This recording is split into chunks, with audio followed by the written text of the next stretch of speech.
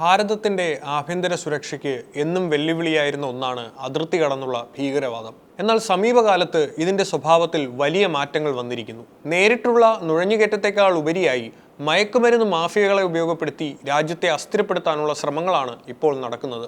ഇതിന്റെ ഏറ്റവും ഒടുവിലത്തെ ഉദാഹരണമാണ് പഞ്ചാബിലെ മലർക്കോട്ടയിൽ ജമ്മു കാശ്മീർ പോലീസും പഞ്ചാബ് പോലീസും ചേർന്ന് നടത്തിയ നിർണായകമായ ഭീകരവേട്ട. പഞ്ചാബിലെ മലർക്കോട്ടയിൽ വെച്ച് നടന്ന സംയുക്ത പരിശോധനയിൽ 2 പാകിസ്ഥാൻ ഭീകരരും അവരുടെ ഒരു പ്രാദേശിക സഹായിയുമാണ് പിടിയിലായിരിക്കുന്നത്. ലഹരിക്കടത്തുമായി ബന്ധപ്പെട്ട് സാധാരണ നിലയിൽ നടന്നൊരു പരിശോധനയാണ് രാജ്യത്തെ നടുക്കുന്ന വലിയൊരു ഭീകരാക്രമണ പദ്ധതിയെ വെളിച്ചത്ത് കൊണ്ടുവന്നത്. ആദ്യം പിടിയിലാകുമ്പോൾ ഇവർ വെറും മയക്കുമരുന്ന് കച്ചവടക്കാർ മാത്രമാണെന്നാണ് പോലീസ് കരുതിയത്. എന്നാൽ പ്രതികളുടെ പെരുമാറ്റത്തിലും പശ്ചാത്തലത്തിലും തോന്നിയ സംശയത്തെ തുടർന്ന് ജമ്മു കാശ്മീർ പോലീസ് ഇവരെ വിശദമായ പരിശോധനയ്ക്ക് വിധേയമാക്കി.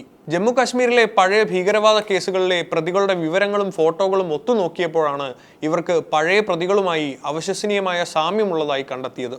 ഇതോടെയാണ് കേവലം ഒരു ലഹരിക്കടത്ത് കേസല്ല ഇതെന്ന് സുരക്ഷാ ഏജൻസിക്ക് വ്യക്തമായത്.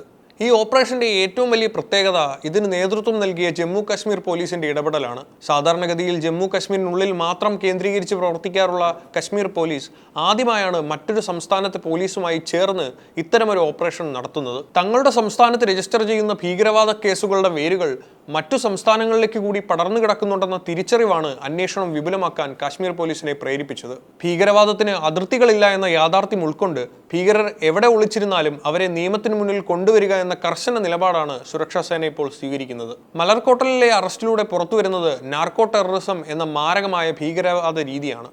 പിടിക്കപ്പെട്ട ഭീകരർ ലഹരിമരുന്ന് കച്ചവടത്തെ ഒരു മറയായിട്ടാണ് ഉപയോഗിച്ചിരുന്നത്. ഇതിൽ നിന്ന് ലഭിക്കുന്ന കോടിക്കണക്കിന് രൂപ രാജ്യവിരുദ്ധ പ്രവർത്തനങ്ങൾക്കും ഭീകരാക്രമണങ്ങൾ ആസൂത്രണം ചെയ്യുന്നതിനുമാണ് വിനിയോഗിച്ചിരുന്നത്. മയക്കുമരുന്ന് മാഫിയയുടെ ഭാഗമായി നിന്നാൽ പോലീസിന്റെ ശ്രദ്ധ അത്ര പെട്ടെന്ന് ഭീകരവാദത്തിലേക്ക് എത്തില്ല എന്ന കണക്കുകൂട്ടലുകളായിരുന്നു ഇവർക്കുണ്ടായിരുന്നത്. യുവാക്കളെ ലഹരിക്ക് അടിമകളാക്കി ഒരു തലമുറയെ നശിപ്പിക്കുക എന്നതിനൊപ്പം തന്നെ ആ പണം ഉപയോഗിച്ച് രാജ്യത്ത് സ്ഫോടനങ്ങളും കൊലപാതകങ്ങളും നടത്തുക എന്ന ഇരട്ട ലക്ഷ്യമാണ് പാകിസ്ഥാൻ കേന്ദ്രീകൃതമായ ഭീകര സംഘടനകൾ ഇതിലൂടെ ലക്ഷ്യമിടുന്നത്. ചോദ്യം ചെയ്യലിൽ തങ്ങൾ പഞ്ചാബിൽ തമ്പടിച്ചിരുന്നത് ഒരു വലിയ ഭീകരാക്രമണം നടത്താനാണെന്ന് പ്രതികൾ സമ്മതിച്ചു. ലക്ഷ്യസ്ഥാനങ്ങൾ ഏതെല്ലാമായിരുന്നുവെന്നും ആർക്കെതിരെ ആയിരുന്നു ആക്രമണമെന്നും പോലീസ് വിശദമായി അന്വേഷിച്ചു വരികയാണ്. ഈ ആസൂത്രണത്തിലൂടെ വലിയൊരു ദുരന്തം ഒഴിവാക്കാൻ സുരക്ഷാ സേനയ്ക്ക് സാധിച്ചു. ആക്രമണത്തിന്റെ വ്യാപ്തിയും അതിന് പിന്നിൽ പ്രവർത്തിച്ച ബാഹ്യശക്തികളുടെ സ്വാധീനവും കണ്ടെത്തുക എന്നതാണ് പോലീസിന് മുന്നിലുള്ള അടുത്ത വെല്ലുവിളി.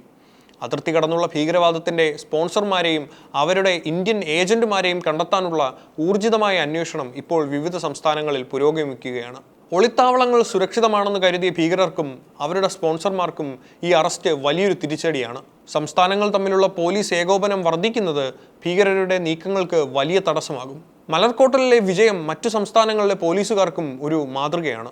ജമ്മു കാശ്മീർ പോലീസ് തങ്ങളുടെ അന്വേഷണ പരിധി വിപുലമാക്കിയതോടെ രാജ്യത്തിന്റെ ഏത് കോണിൽ പോയി ഒളിച്ചാലും ഭീകരവാദികളെ പിടികൂടാൻ സാധിക്കുമെന്ന ശക്തമായ സന്ദേശമാണ് സുരക്ഷാ സേന നൽകുന്നത്.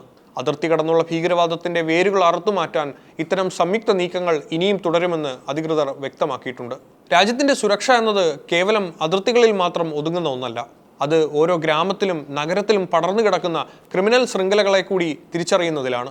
മലർക്കോട്ടലിലെ ഭീകരവേട്ട ഇന്ത്യൻ പോലീസിന്റെ ജാഗ്രതയ്ക്കും ഏകോപനത്തിനും കിട്ടിയ വലിയൊരു അംഗീകാരമാണ്. ലഹരി മാഫിയകൾക്കെതിരെയുള്ള പോരാട്ടം യഥാർത്ഥത്തിൽ രാജ്യത്തിന്റെ പരമാധികാരം സംരക്ഷിക്കാനുള്ള പോരാട്ടം കൂടിയാണെന്ന് ഈ സംഭവം നമ്മെ ഓർമ്മിപ്പിക്കുന്നു. വരും ദിവസങ്ങളിൽ കൂടുതൽ വെളിപ്പെടുത്തലുകൾ ഉണ്ടാകുമെന്നാണ് സൂചന.